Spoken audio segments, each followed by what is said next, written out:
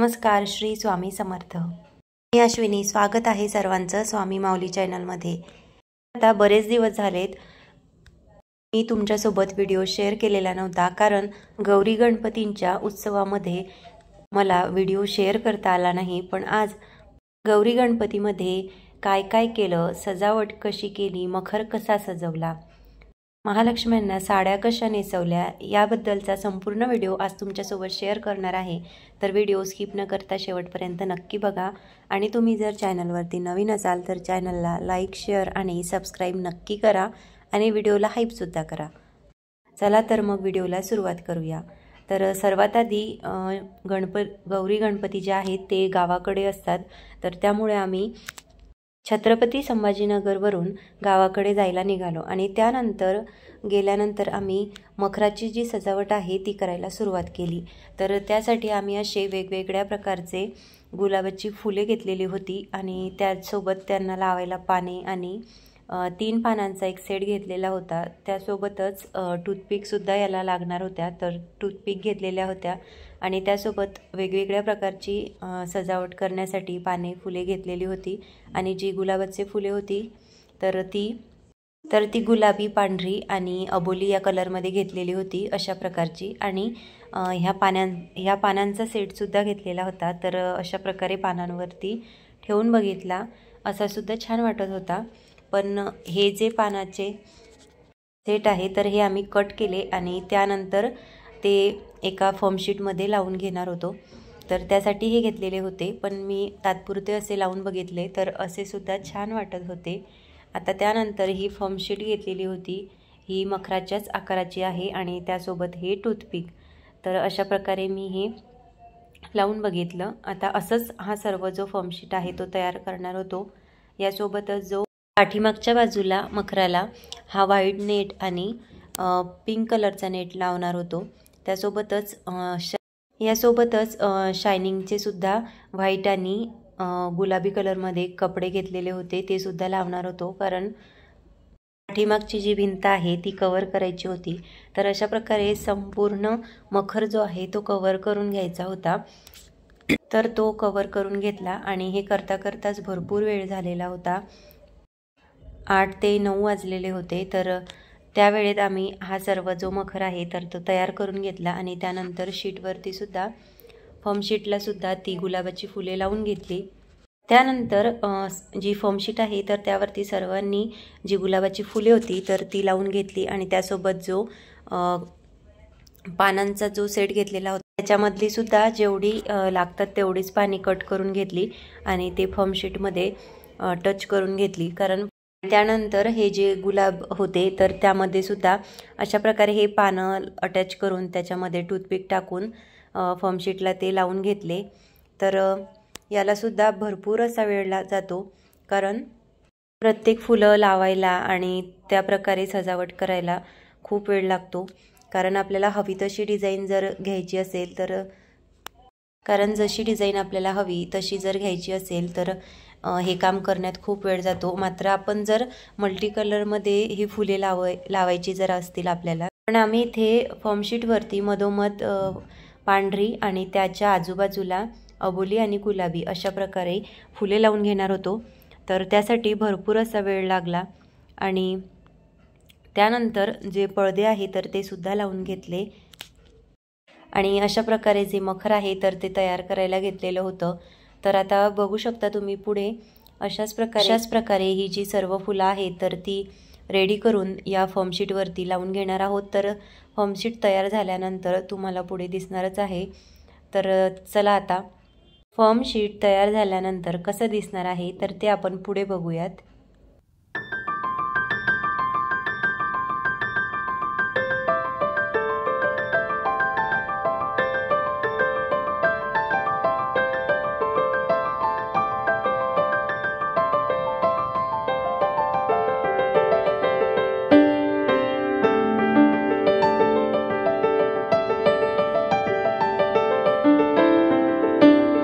तर आता बघू शकता अशा प्रकारचा जो फॉर्मशीट आहे तर ते तयार झालेले आहेत आणि हे आम्ही 3 तयार करून घेतलेले होते। एक पाठीमागच्या साईडला लावायला, तर तुम्ही बघू शकता अशा प्रकारे ही पाठीमागे लावून घेतले आणि त्यानंतर एक समोर लावायला आणि त्यानंतर समोरून आजूबाजूला 2 लावायला. तर असे हे 4 फॉर्मशीट तयार करून घेतलेले होते.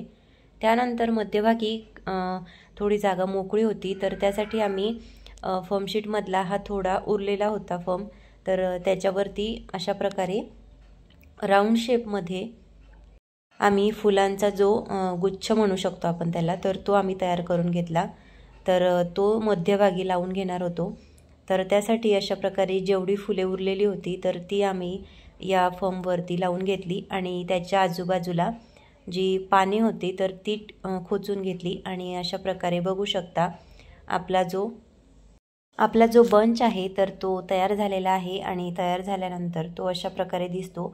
तर खूपच छान असा हा बंच दिसत होता आणि त्यानंतर हा मध्यभागी मखराच्या अगदी मधोमध असा लावून घेतला आणि त्यानंतर पिंक आणि व्हाईट कलरची थीम होती, तर त्यानुसार पिंक आणि व्हाईटच फुले लावून घेतली आणि पडदेसुद्धा लावून घेतले आणि त्यामध्ये एक मधोमध अबोली फुले होती, तर त्यानुसार एक अबोली कलरचा नेटसुद्धा मधोमध दोन्ही बाजूंनी सेंटरमध्ये टाकून घेतला आणि त्यानंतर हा जो बंच तयार केलेला होता तर तो बंचसुद्धा इथे मध्यभागी लावून घेतला.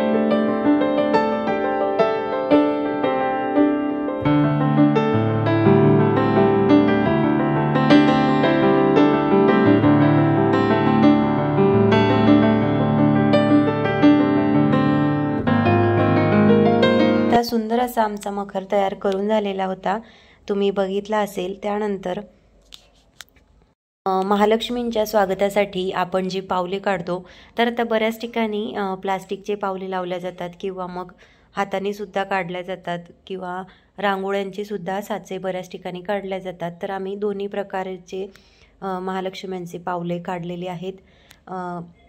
सर्वात आधी रांगोळीमध्ये थोडं कुंकू मिक्स केलं आणि त्यानंतर जी आहे तर ती महालक्ष्मींची पावले काढली, पण साच्यामधून रांगोळी जी आहे ती पडत नव्हती, म्हणून मग 1-2च पावले काढून घेतले आणि त्यानंतर आपण जसे हाताने महालक्ष्म्यांचे पावले काढतो कुंकवाने आणि हळदीने ओलं करून, तर अगदी त्याप्रमाणेच महालक्ष्म्यांची पावले जी आहे ती काढून घेतली. त्यासाठी एका प्लेटमध्ये मी हळदी आणि कुंकू घेतलं आणि ते थोडं ओलं करून घेतलं आणि त्यानंतर हाताच्या सहाय्याने अशा प्रकारे महालक्ष्म्यांची सुंदर अशी पावले काढली आणि त्यानंतर आपल्या बोटाच्या सहाय्यानेच त्यांची पायाची जी बोटे आहेत किंवा ठसे आहेत तर ते काढून घेतले आणि बघू शकता सुंदर असे महालक्ष्म्यांचे पावलं दिसत होते.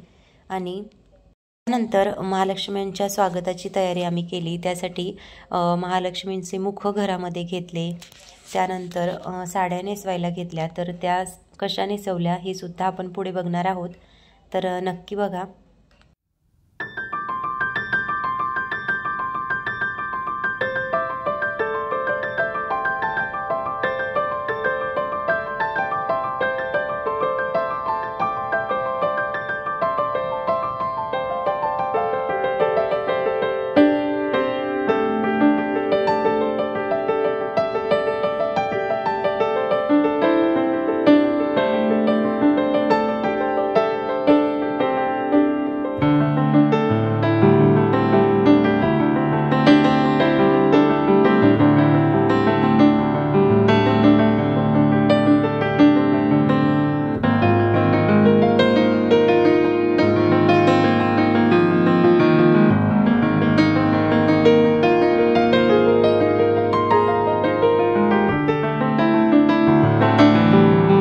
तर अशा प्रकारचं सुंदर असं मखर आपलं हे तयार झालेलं आहे, बघू शकता.